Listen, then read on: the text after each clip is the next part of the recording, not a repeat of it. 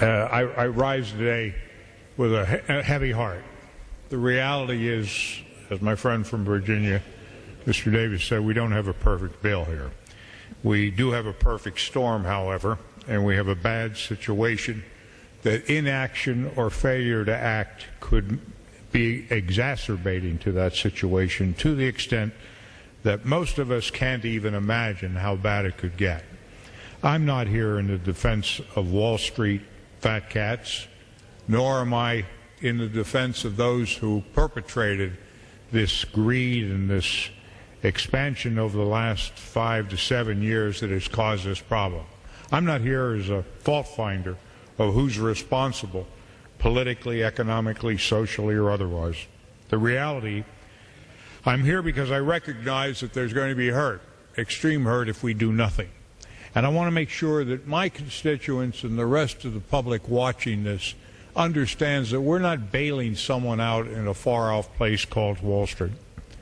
We're making sure that next week and next month a worker in my hometown of Nanticoke, Pennsylvania will be able to go to his ATM machine and draw out money, that he will be able to be paid by a check or a cash transfer that will give money to his account so that he can spend it for his family. I'm going so that he can continue to negotiate to buy a new home or a used home or provide goods and services for his family that are necessary that may disappear. So often, so many of us get so far removed from history and circumstances of the past that we hardly remember or recall what people told us could be. I think it would be a good thing for all of us to refer back to some of the movies that depicted the Great Depression and just look what can happen when there is total collapse and failure of an economic system. I don't want to see that happen again in America. In order to see that not happen, it is necessary that we take action on this bill.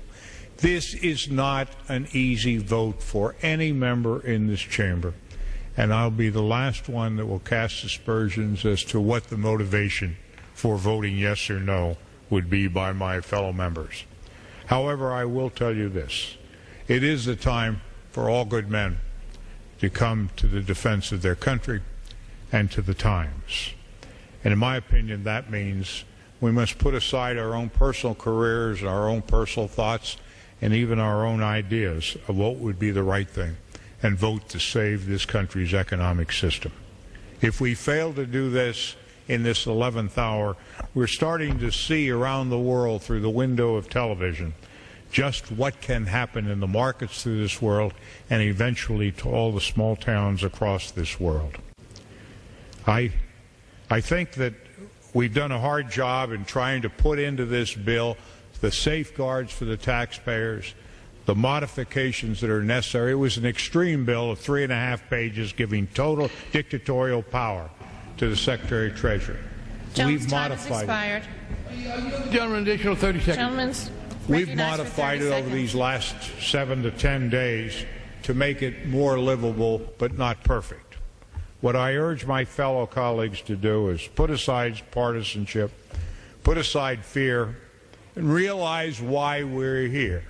Only a couple of times in a decade are we asked to stand up and be counted. This is one of those historic moments. I urge my colleagues to show the fortitude to vote yes. Gentleman's